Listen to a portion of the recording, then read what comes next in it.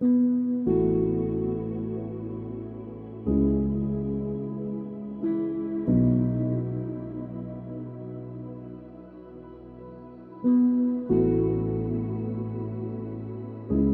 quoi servent les rêves? S'agit-il simplement d'espoir et d'idées à garder à l'esprit? Ou bien sont-ils des projets sur lesquels nous devrions travailler? S'agit-il d'un simple produit de notre imagination ou d'une conception plus large, ayant plus d'une origine? Qu'en penses-tu? Je ne pense pas que les rêves soient de simples produits de notre imagination. Et je ne crois pas que leur raison d'être soit simplement d'exister.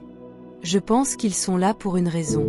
À travers nos rêves, la vie nous invite à élargir nos horizons, à explorer de nouveaux territoires et à aller au-delà de nos propres attentes. Aujourd'hui, tu projettes surtout des idées pour l'avenir sur la base de tes connaissances et de ton expérience actuelle. La réalisation d'un rêve peut cependant nous aider à pénétrer dans de nouveaux territoires, à acquérir de nouvelles expériences et à élargir ainsi l'idée que nous nous faisons de nous-mêmes.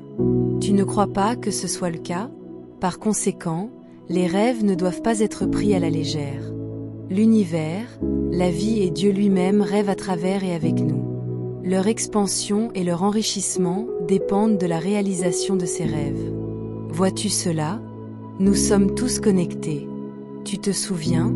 Tout est lié. La joie et la plénitude d'une personne peuvent aussi être la joie et la plénitude d'une autre personne. L'une des raisons de la création n'était-elle pas de multiplier les joies par une créativité infinie? Non seulement cela, mais la réalisation de nos rêves peut très bien aider les autres à élargir leurs horizons. Elle peut les encourager à oser réaliser leurs propres rêves, ou tout simplement à en avoir. Plus nous nous épanouissons, plus nous répandons le parfum de l'amour, de la joie et du bonheur autour de nous. Que signifie être fait à l'image de Dieu? Cela signifie, entre autres, être créatif. Qu'est-ce que la réussite? Quand pouvons-nous dire que nous avons réussi? Lorsque nous réalisons nos espoirs et nos rêves les plus chers et les plus profonds. C'est à ce moment-là, et seulement à ce moment-là, que nous avons le sentiment d'avoir vraiment réussi. Quel est l'intérêt de réussir dans différents domaines si nos espoirs et nos rêves les plus profonds ne sont pas réalisés? Pouvons-nous encore prétendre que nous avons vraiment réussi? Réussir quoi? Nous voulons réaliser ce qui compte le plus pour nous.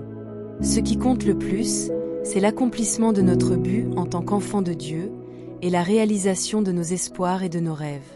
Souvent, il s'agit d'une seule et même chose. Alors oui, nous avons besoin d'une base. Nous avons besoin d'éducation, d'expérience et de ressources. Notre responsabilité est de subvenir à nos besoins. Mais nous devons nous rappeler que nous ne pouvons pas nous considérer comme pleinement accomplis tant que nous n'avons pas réalisé nos rêves. Est-ce que cela a du sens?